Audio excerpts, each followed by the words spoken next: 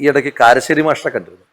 കാരശ്ശേരി മാഷോട് പറഞ്ഞു, കാരശ്ശേരി മാഷും ബഷീറും തമ്മിൽ നല്ല അടുപ്പമാണ്. അപ്പോൾ കാരശ്ശേരി മാഷും ബഷീറും തമ്മിലുള്ള സംഭാഷണങ്ങളും ഇടപെടലുകളും എല്ലാം അദ്ദേഹം മനോഹരമായൊരു പുസ്തകമായിട്ട് ഇറക്കിയിട്ടുണ്ട്. അപ്പോൾ ഞാൻ ഈ ഇടയ്ക്ക് കോഴിക്കോട് വെച്ചിട്ട് MTയുടെ സംസ്കാരവുമായി ബന്ധപ്പെട്ട് അദ്ദേഹത്തെ കണ്ടിരുന്നു, കാരശ്ശേരി മാഷെ കണ്ടിരുന്നു. കുറച്ചാളായി കണ്ടിട്ട്. അദ്ദേഹം യാത്രയൊക്കെ കുറച്ചിരിക്കുന്ന ഒരു സമയമാണ്. അപ്പം മാഷെ കണ്ടപ്പോൾ ഞാൻ മാഷോട് പറഞ്ഞു, മാഷെ ഞാനിങ്ങനെ ജയിലിൽ കിടക്കുമ്പോൾ ആ പുസ്തകം വായിച്ചു.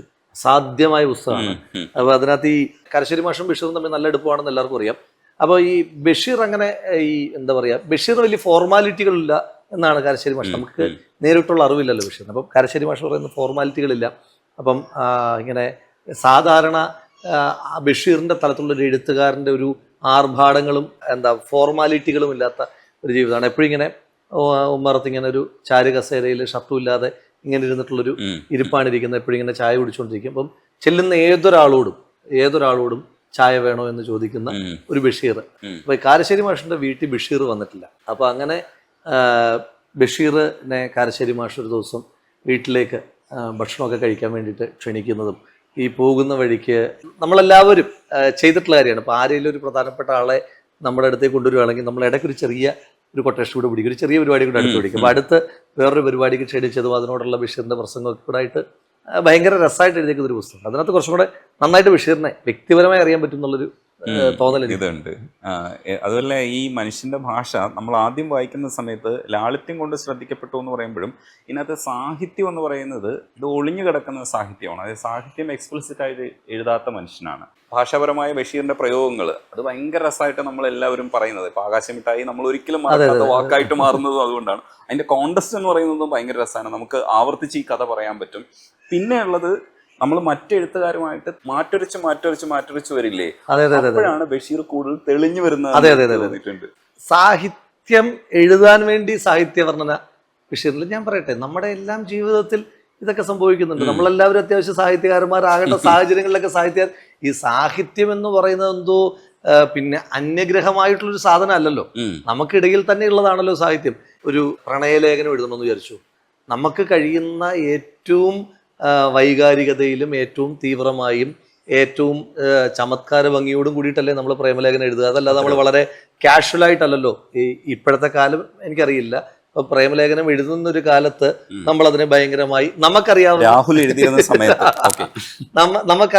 ഏറ്റവും മനോഹരമായ ഭാഷയിലും നമുക്ക് ഇപ്പം നമ്മൾ വളരെ പ്ലെയിൻ ആയിട്ടല്ലോ നമ്മൾ ഇംപ്രസ് ചെയ്യാൻ ശ്രമിക്കുകയാണല്ലോ.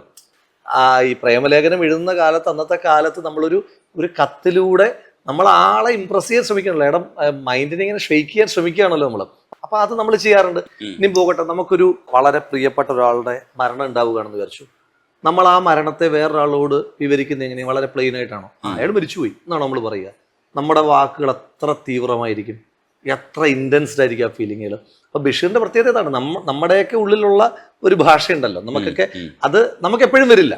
ഇപ്പം ഈ ഒരു പ്രേമലേഖനം എഴുതുമ്പോഴല്ലാതെ നമുക്ക് ആ പ്രണയത്തിന്റെ ഭാഷ വരണം എന്ന് നിർബന്ധമില്ല. നമുക്ക് ഒരാളുടെ മരണത്തെ പറ്റി അല്ലെങ്കിൽ ഒരു ലവ് ലോസ്റ്റിന്റെ ഫീലിങ്ങിന്റെ സമയത്ത് ഉണ്ടാകുന്ന ഒരു വിരഹം ഉണ്ടല്ലോ, ആ വിരഹത്തിൻ്റെതായ സമയത്ത് നമുക്ക് വരുന്ന ഭാഷ ഇപ്പൊ വെറുതെ ഇരിക്കുമ്പോൾ നമുക്ക് വരണം എന്നില്ല. അപ്പൊ ഞാൻ പറയുന്നത് അതൊക്കെ നമ്മുടെ ഓരോ വികാരങ്ങളാണ്. ആ വികാരങ്ങളെല്ലാം അതേ തീവ്രതയിൽ തന്നെ ബഷീറിന് അതാത് ഘട്ടങ്ങളിൽ പ്രതിഫലിപ്പിക്കാൻ പറ്റുന്നു എന്നുള്ളതാണ്. അത് മുഴച്ചു നിൽക്കാതെ നമുക്ക് അതിനോട് ചേർന്ന് ഇങ്ങനെ പോകാനായിട്ട് പറ്റുന്നത്. പ്രണയത്തെ കുറിച്ച് പറയുമ്പോൾ രാഹുലിന് ഇഷ്ടപ്പെട്ട കുറേ സിനിമകളിൽ ഒരു സിനിമ തൂവാനത്തുമ്പികളാണ്. തൂവാനത്തുമ്പികളെ കുറിച്ച് സംസാരിക്കുന്ന സമയത്ത് രാഹുലിന് പല പെർസ്പെക്റ്റീവ്സ് ഉണ്ട്. ഇപ്പം നമ്മൾ ക്ലാരയെ കുറിച്ച് ഏറ്റവും കൂടുതൽ വർണ്ണിക്കുമ്പോഴും ഞാൻ ജയകൃഷ്ണൻ്റെ ഒരു പെർസ്പെക്റ്റീവ് നോക്കിയിട്ടുണ്ട്. ജയകൃഷ്ണൻ അയാളോട് പറഞ്ഞതാണ്, ഞാൻ നിന്നെ കെട്ടിക്കോളാം എന്ന് പറഞ്ഞതാണ്. കല്യാണത്തെ സംബന്ധിച്ചിട്ടുള്ള അവളുടെ ഒരു ആശങ്ക ഉണ്ടാവാം, പിന്നെ കുറച്ച് സ്വാതന്ത്ര്യമോഹം ഉണ്ടാവാം. പക്ഷെ അപ്പോഴും ജയകൃഷ്ണൻ വെയിറ്റ് ചെയ്തു. അവസാനം സംഭവിക്കുന്നതെന്ന് വെച്ചാൽ ഇത്രയും ഇതൊക്കെ ചെയ്തിട്ടും അവൾ പോയിട്ട് ഒരു കല്യാണം കഴിച്ചു എന്നുള്ളത് എനിക്കൊരു ഇതായിട്ട് തോന്നിയിട്ടുണ്ട്. അവൾ കല്യാണം കഴിക്കാൻ പാടില്ലായിരുന്നു. അങ്ങനെയാണെങ്കിൽ ജയകൃഷ്ണനെ പോലെ ഒരു മുത്തിനെ കിട്ടിയിട്ട് കല്യാണം കഴിക്കാത്ത ആള് പിന്നെ പോയി കല്യാണം കഴിച്ചത് മോശമായിപ്പോ എന്ന അഭിപ്രായമുണ്ട്. ഇതെന്റെ അഭിപ്രായമാണ്.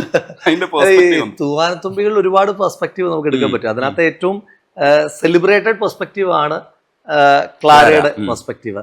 വേറൊരു കഥാപാത്രം ഉണ്ട് അവിടെ. ഇപ്പം ജയകൃഷ്ണനും ക്ലാരയിലൂടെയും പോകുമ്പോൾ തന്നെ അവിടെ രാധയുടെ, പാർവതിയുടെ വളരെ പവർഫുൾ ആയിട്ടുള്ള ഒരു കഥാപാത്രം ഉണ്ട്. അതായത് മണ്ണാർത്തൊടിയിലെ ജയകൃഷ്ണന്റെ എല്ലാ തരത്തിലുമുള്ള ജീവിതങ്ങളെ പറ്റി നന്നായി ബോധ്യമുള്ള ഒരാളാണ് രാധ. എല്ലാ തരത്തിലുള്ള ജീവിതം, അയാളുടെ സോ കോൾഡ് ദുർനടപ്പുകളെല്ലാം അറിയുന്ന ഒരാളാണ് രാധ. എന്നിട്ടും രാധ വളരെ തീവ്രമായിട്ട് തന്നെയാണല്ലോ രാധയുടെ ആംഗിളിൽ ജയകൃഷ്ണനോടുള്ള സ്നേഹം. കാരണം ഇതെല്ലാം അറിയാം. രാധ ജയകൃഷ്ണനെ വിവാഹം കഴിക്കാൻ ആഗ്രഹിക്കുന്നുണ്ട്. അപ്പം അതിനകത്ത് അവർക്കൊരു വിട്ടുവീഴ്ചയില്ല. റെയിൽവേ സ്റ്റേഷനിൽ വരുന്ന സീനിൽ നമ്മൾ യാത്ര ചെയ്യുക ഒന്നെങ്കിൽ ക്ലാരയിലൂടെ അല്ലെങ്കിൽ ജയകൃഷ്ണനിലൂടെയാണല്ലോ. അപ്പൊ നമ്മൾ ആഗ്രഹിക്കുക റെയിൽവേ സ്റ്റേഷനിൽ വെച്ച് പിന്നെ ക്ലാരയും ജയകൃഷ്ണനും ഒന്നിക്കണം എന്നാണ്. പക്ഷെ അവിടെ ദൂരെ നിന്ന് നോക്കുന്ന ഒരു രാധയുണ്ട്. ഇവരെ ഒന്നിക്കരുതെന്ന് മാത്രം ആഗ്രഹിച്ചിട്ട് ആ കാഴ്ച കാണുമ്പം ഒരു ആശ്വാസം ഉണ്ടാകുന്ന ഒരു രാധയുടെ കഥാപാത്രമുണ്ട്. അപ്പൊ അത് തൂവാനത്തുമ്പികൾ ഭയങ്കര കോംപ്ലക്സിറ്റിയുടെ ഒരു സിനിമയാണ്. അതുപോലെ തൂവാനത്തുമ്പികൾ പോലെ ആഘോഷിക്കപ്പെട്ടിട്ടുണ്ടോ എന്ന് എനിക്കറിയില്ല. രാധാമാധവ് എനിക്ക് ഭയങ്കര ഇഷ്ടമുള്ളൊരു സിനിമയാണ്. ഞാൻ പറഞ്ഞത് ആഘോഷിക്കപ്പെട്ടിട്ടില്ല എന്ന് പറയുമ്പം ഞാൻ അങ്ങനെ പറയുന്നത് മോശമായെന്നോ അല്ലെങ്കിൽ അത് അങ്ങനെയൊന്നുമല്ല. നമ്മളെപ്പോഴും പറയുന്ന ഒരു കോമൺ സിനിമ തൂവാനത്തുമ്പികളാകുമ്പോൾ രാധാമാധവ് അത്രയും ചർച്ച ചെയ്യപ്പെടുന്നില്ല. രാധാമാധവത്തിനകത്ത് ഒന്ന് ഈ അച്ഛനും മകനും വളരെ അടുപ്പമുള്ള ഭയങ്കര സൗഹൃദമുള്ള രണ്ടുപേര്. മകനും എന്ന് വെച്ചാൽ വളർത്തുമകനാണല്ലോ, മകനും കാമുകിയും തമ്മിൽ വളരെ വളരെ വലിയ ബന്ധമുണ്ടാകുന്നു. ഈ അച്ഛനും രണ്ടാം ഭാര്യയും തമ്മിൽ, തിലകനും ഗീതയും തമ്മിൽ വളരെ സ്നേഹബന്ധം, തിലകനും ജയറാമും തമ്മിൽ നല്ല ബന്ധം. അപ്പം ഇതെല്ലാം ഉള്ളപ്പോഴും ഈ അച്ഛൻ്റെ രണ്ടാം ഭാര്യയായ ഗീതയും ജയറാമിന്റെ കഥാപാത്രവും തമ്മിൽ ഒരു വലിയ സ്നേഹബന്ധം ഉണ്ടാകുന്നുണ്ട്. ഒരു അങ്ങേയറ്റം ഒരു മാതൃപുത്ര സ്നേഹമാണ് അവർക്കിടയിൽ രൂപപ്പെടുന്നത്. പക്ഷെ ഇത് രണ്ടാനമ്മ ആയതിന്റെ പേരിൽ മാത്രം ഇത് തെറ്റിദ്ധരിക്കപ്പെടുന്ന ഒരു കോംപ്ലക്സിറ്റി ഉണ്ട്.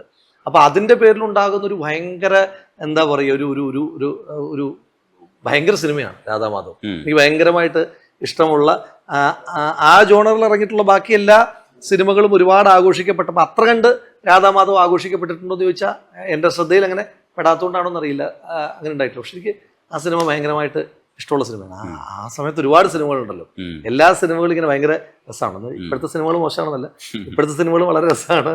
രാഹുൽ അത് പറയുമ്പോൾ അത് ഹരി ചിറ്റയെ കാണാൻ വേണ്ടി വരുന്ന സീൻസുകളിൽ സത്യത്തിൽ ഞാനൊക്കെ ചെറുപ്പത്തിൽ കാണുമ്പോൾ എനിക്ക് അഫക്ഷനായിരുന്നു അവരോട് തോന്നിയത്. അതായത് ഹരിക്ക് അങ്ങനെ ഒരു അഫക്ഷൻ ഉണ്ടാവും എന്നാണ് എൻ്റെയും മനസ്സ് ചിന്തിച്ചത്. അപ്പം അഫക്ഷനേറ്റായിട്ട്, പക്ഷെ എന്നാൽ പേടിയുണ്ട്, ഇതെന്താണ് ഏതാണ് നമുക്ക് തന്നെ അറിയാത്തൊരു സിറ്റുവേഷൻ ഉണ്ട്. അങ്ങനെ തന്നെ ലോഹിദാസ് എഴുതിയിരിക്കുന്നത് ലോഹിദാസ് ആണല്ലോ, ആ വഴിയിലൂടെ നമ്മൾ നയിച്ചു. അപ്പൊ ഹരിയും ചിറ്റയും കൂടെ കാണാൻ വേണ്ടിയിട്ടുള്ള സീൻസ്, അതിന് വേണ്ടിയിട്ടാണ് ഞാൻ കാത്തിരുന്നത് ആ ടൈമിൽ. പക്ഷെ ഇന്ന് വേറൊരു പെർസ്പെക്റ്റീവ് നമുക്ക് ഉണ്ടാവുക, നമുക്കൊരു പേടിയും ഇവർ തമ്മിൽ വേറൊന്നും ആകരുത് എന്നുള്ളൊരു ആഗ്രഹവും ഒക്കെ നമുക്ക് ആ സമയത്ത് രൂപപ്പെടും. എന്നിട്ട് ഇവർ കണ്ടാൽ എന്തായിരിക്കും എന്നൊക്കെ ഉള്ളൊരു ഒരുപാട് കാര്യങ്ങളുണ്ടല്ലോ.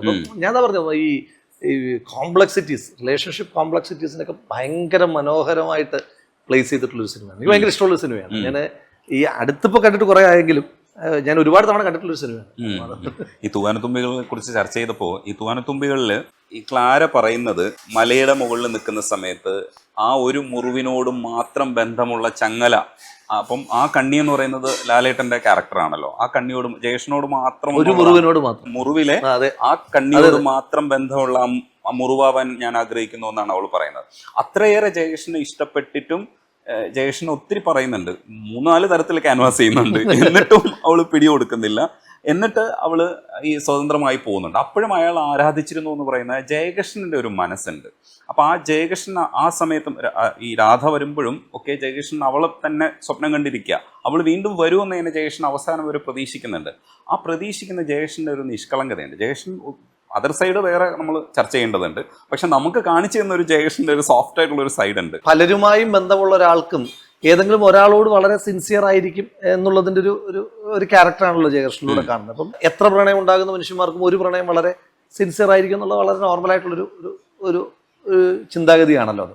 അതിൻ്റെ ഒരു ക്ലൈമാക്സ് സീനിൽ നമ്മൾ ഇനിയും കൺവിൻസ്ഡ് അല്ലാത്ത പോയിന്റ് ഉണ്ട്. അത് ക്ലാര ആ തീരുമാനം എടുക്കുന്നത് ക്ലാരയ്ക്ക് വേണ്ടിയിട്ടാണോ, ജയകൃഷ്ണന് വേണ്ടിയിട്ടാണോ, അതോ പിന്നെ രാധയ്ക്ക് വേണ്ടിയിട്ടാണോ, അതോ ഇനിയും സോമന്റെ ക്യാരക്ടറിനോട് തോന്നുന്ന ഒരു സഹാനുഭൂതി കൊണ്ടാണോ? കാരണം അങ്ങനെ ഒരു എമ്പതി ഉള്ള ഒരു ക്യാരക്ടറായിട്ടാണല്ലോ ത്രൂ ഔട്ട് ക്ലാര അതിനകത്ത് പിക്ചറൈസ് ചെയ്യുന്നത്. അപ്പൊ അത് ഈ 4 പേരിൽ ആർക്ക് വേണ്ടിയിട്ടാണ്? ഇതൊന്നും അല്ലാതെ സൊസൈറ്റിക്ക് വേണ്ടിയിട്ടാണ്. അപ്പൊ അത് നമുക്കിപ്പോഴും കൺവിൻസ്ഡ് അല്ല ഏത് പോയിന്റിലാണ് ആ തീരുമാനം എടുക്കുക എന്ന്.